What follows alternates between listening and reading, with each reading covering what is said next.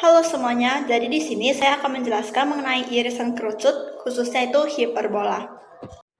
Jadi hiperbola ini itu adalah himpunan titik-titik yang selisih jaraknya terhadap dua titik tertentu atau yang disebut fokus dan garis tertentu atau disebut direktris yang besarnya itu tetap. Lalu dua titik tersebut disebut dengan fokus hiperbola atau F1 dan F2, sedangkan selisih jaraknya sama dengan panjang sumbu nyata. Nah, di sini bisa dilihat hiperbola itu ada dua jenis, yaitu yang horizontal dan yang vertikal. Lalu hiperbola itu ada dua parabola yang dia saling berhadapan dan membuka ke bagian luar. Lalu yang F1 dan F2 ini merupakan fokusnya dan ada dua puncak dari parabola tersebut, yaitu P1 dan P2. Nah, garis antara P1 P2 ini atau yang warna biru ini disebut panjang sumbu nyata. Oke, selanjutnya itu unsur-unsur dari si hiperbola. Jadi di sini saya menjelaskan unsur-unsur hiperbola horizontal. Jadi yang pertama itu adalah titik fokus. Jadi seperti yang sudah dijelaskan sebelumnya, titik fokus pada hiperbola ini terdapat pada di kedua parabola. Kalau di gambar ini di sini F1 dan F2. Lalu yang unsur kedua itu titik puncak. Titik puncak itu titik yang terujung di dua parabola tersebut. Dan di gambar ini merupakan P1 dan P2. Yang ketiga adalah titik pusat. Titik pusat itu titik tengah dari kedua parabola tersebut atau titik tengah dari P1 dan P2. Jadi terdapat di sini.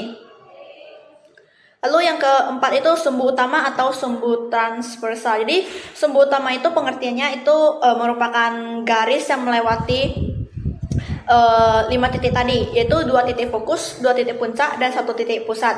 Nah, jadi di gambar ini sumbu utamanya itu adalah ini.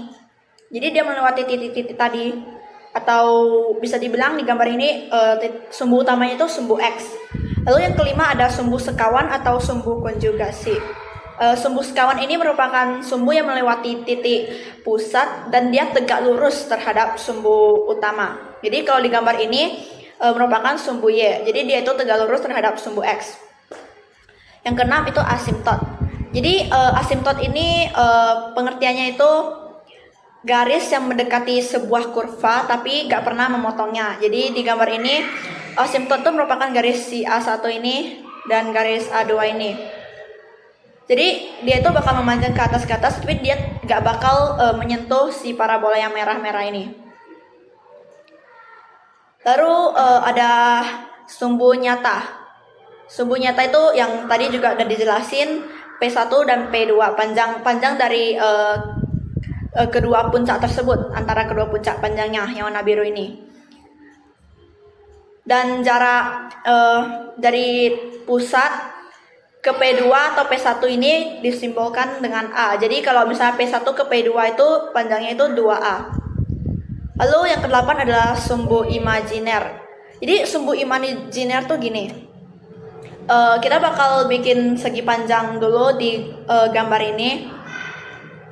Jadi panjang dari segi panjang itu merupakan panjang dari P1 ke P2. Lalu lebarnya kita tarik garis dari P1 sampai ke memotong si asimptot tadi ke bawahnya juga. Jadi bakal membentuk persegi panjang ini yang hijau putus-putus. Lalu si lebarnya ini kita tarik ke tengah sampai ke sumbu Y ini. Nah, panjang inilah yang disebut sumbu imajiner AB. Jadi bisa dibilang sumbu imajiner itu bagian dari sumbu sekawan dan sumbu nyata itu bagian dari sumbu utama. Lalu yang ke-9 tuh ratus rectum. Jadi ratus rectum itu merupakan garis busur terpendek yang memotong titik fokus. Jadi di sini C, D, dan EF. Oke, selanjutnya ke penurunan rumus persamaan hiperbola yang horizontal. Jadi sesuai definisinya itu hiperbola itu adalah tempat kedudukan titik-titik yang selisih jaraknya terhadap titik tertentu atau titik fokus F1 dan F2 itu adalah tetap dan panjangnya itu yaitu sumbu nyata. Nah, jadi di sini ada titik P, X, Y. Jadi ini titik ini itu berada di hiperbola ini. Jadi bisa dikatakan panjang jarak dari P F ke F1 dikurang atau selisih ke PF2 itu sama. Jadi selisih PF1 dan ke PF2 itu sama selisihnya dengan panjang sumbu nyata, yaitu ini 2A. P1 ke titik pusat itu A. Jadi pusat ke P2 itu A juga. Berarti P1 ke P2 itu 2A. Jadi berlaku PF1 dikurang PF2 sama dengan 2A. Selanjutnya ke rumus jarak ke titik. Jadi di sini ada akar dari X dari F1 dikurang X dari P dikuadratkan ditambah Y dari F1 dikurang Y dari P dikurangkan, baru dikurang lagi akar dari ini X nya F2 dikurang X nya P dikuadratkan ditambah Y nya F2 dikurang Y nya P dikuadratkan sama dengan 2A. Lalu di sini dimasukkan X nya F1 itu min C, karena pusat ke fokus itu C. Jadi F1 ini berada di sebelah kirinya terhadap pusatnya, jadi dia min C. Lalu X nya dari P ini itu min X ya. X dikuadratkan ditambah Y nya F1. Y nya F1 itu 0 dikurang Y nya P itu Y dikuadratkan sama dengan ini itu dia pindah ke sebelah sini, jadi dia tambah. Lalu X nya F2 itu C, karena dia di sebelah kanan dari terhadap pusatnya ini, jadi dia C bukan min C. Lalu X nya si P itu min X ditambah Y nya F2 itu 0 dan Y nya P itu Y. Lalu ini dibuka min C min X kuadrat itu dijabarkan, jadi C kuadrat tambah 2CX tambah X kuadrat. Jadi ini 0 kurang Y kuadrat berarti sisa min Y dikuadratkan berarti tambah Y kuadrat sama dengan 2A tambah ini juga dijabarkan juga, berarti C kuadrat kurang 2CX tambah X kuadrat tambah Y kuadrat, baru ini kedua sisi dikuadratkan. Habis dikuadratkan berarti ini akarnya hilang, berarti sisa C kuadrat tambah 2CX tambah X kuadrat tambah Y kuadrat. Jadi di sini tuh nggak langsung 2A dikuadratin sama ini akarnya hilang aja, tapi enggak. Jadi 2A itu di sini itu jadi A dan di sini tuh B. Jadi di sini nanti hasilnya bakal jadi di sini ada berlaku A kuadrat tambah 2AB tambah C.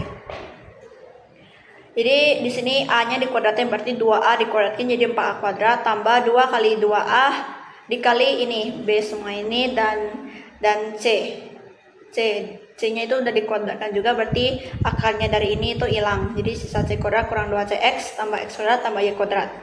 Lalu yang sama ini dicoret. Jadi sisa ini 2CX dan ini ada min 2CX, dia pindah ke sini jadi ditambah jadi 4CX. Lalu ini 4A kuadratnya pindah jadi min 4A kuadrat dan ini dikali jadi 4A, baru ininya tetap. Setelah itu dia ini dibagi 4. Jadi sisa CX kurang A kuadrat sama dengan A dan ininya tetap. Lalu dikuadratkan lagi. Jadi sama kayak tadi. Jadi CX itu CX kurang A kuadrat dikuadratkan. Berarti C kuadrat X kuadrat kurang 2A kuadrat CX tambah ini min A kuadrat dikuadratkan A pangkat 4. Lalu sini A-nya dikuadratkan A kuadrat dan ini akarnya jadi hilang. Jadi langsung dikali dengan C kuadrat kurang 2CX tambah X kuadrat tambah Y kuadrat. Setelah itu ininya tetap dan ini dikali masuk. Jadi ini kali ke sini dan kali ke sini. Jadi hasilnya seperti ini dan ini min 2A kuadrat CX, di sini juga ada min 2A kuadrat CX, berarti boleh dicoret. Lalu berarti sisa C kuadrat X kuadrat dan ini A kuadrat X kuadratnya pindah jadi min A kuadrat X kuadrat. Yang ini juga pindah menjadi min A kuadrat Y kuadrat. Dan di sini tetap dan ininya pindah ke sebelah sini. Sebelah sini jadi menjadi min A pangkat 4. Setelah itu ini dikeluarkan C kuadrat min A kuadratnya. Jadi C kuadrat min A kuadrat dikali X kuadrat. Kali ini baru ini juga nanti dikali ini, hasilnya ini, dan ininya tetap. Lalu di sini juga dikeluarkan C kuadrat kurang A kuadratnya. Berarti di sini nanti jadi di sini tuh menjadi C kuadrat dikali A kuadrat dikali C kuadrat kurang A kuadrat. Jadi di sini tuh berlaku ada C kuadrat sama dengan A kuadrat tambah B kuadrat. Jadi dipindah-pindah menjadi C kuadrat kurang A kuadrat sama dengan B kuadrat atau Pitagoras. Jadi di sini C kuadrat kurang A kuadrat itu sama dengan B kuadrat kali ini X kuadrat dikurang A kuadrat kurang Y kuadrat sama dengan A kuadrat B kuadrat. Jadi dibagi A kuadrat B kuadrat, jadi hasilnya itu X kuadrat per A kuadrat dikurang Y kuadrat per B kuadrat sama dengan 1. Lalu kalau dia pusatnya itu di alfa, beta, berarti X-nya itu dikurang alfa, Y-nya dikurang beta. Jadi seperti ini rumusnya nanti kalau pusatnya di alfa, beta.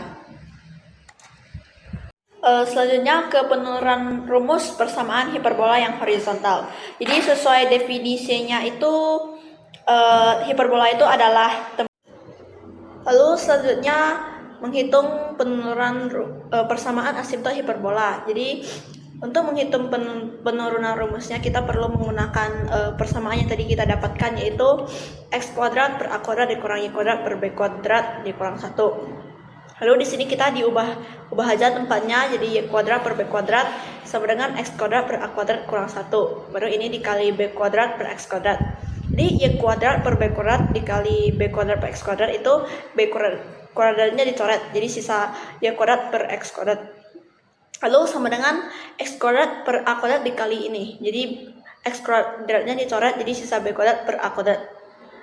Min 1 dikali B kuadrat per X kuadrat itu min B kuadrat per X kuadrat. Lalu di sini ini tetap. Jadi kita keluarkan B kuadrat per A kuadratnya. Jadi B kuadrat per A kuadrat dikali 1 hasilnya tetap ini. Lalu B kuadrat per A kuadrat dikali min A kuadrat per X kuadrat itu A kuadratnya coret, berarti hasilnya ini. Selanjutnya lalu di sini kita akarkan. Jadi di sini kuadratnya sudah hilang dan ini menjadi plus minus B per A. Lalu ini jadi akar 1 kurang A kuadrat per X kuadrat. Jadi di sini itu kan asimptot itu gak terhingga, dia mau ke kiri jadi minus tak terhingga, atau ke kanan plus tak terhingga, ke atas plus tak terhingga, ke bawah min tak terhingga. Jadi di sini kita tulis jika X itu mendekati plus minus tak terhingga. Jadi kalau A kuadrat per tak terhingga itu kan artinya sama dengan 0. Jadi A kuadrat per 0 itu ya 0, berarti di sini kita tulis artinya itu A kuadrat per X kuadrat itu mendekati 0. Jadi akar 1 kurang 0 itu tetap akar 1, ya udah gak berpengaruh. Jadi sisa Y per X sama dengan positif negatif B per A. Jadi X ini kita pindahkan, jadi Y sama dengan positif negatif B per A X. Jadi di sini artinya tuh Y ada 2 garis. Y sama dengan B per AX sama Y sama dengan min B per AX. Jadi yang mana itu yang mana yang min, yang mana yang plus. Jadi di sini yang garis A1 merupakan min B per AX karena dia gradiennya itu ke kiri, dan ini yang positif karena gradiennya ke kanan. Lalu jika asimptot hiperbola dengan pusat alfa, beta, berarti si Y-nya ini dikurang beta sama dengan positif negatif B per A dikali X dikurang alfanya. Jadi sekian video saya, semoga dapat dimengerti. Terima kasih.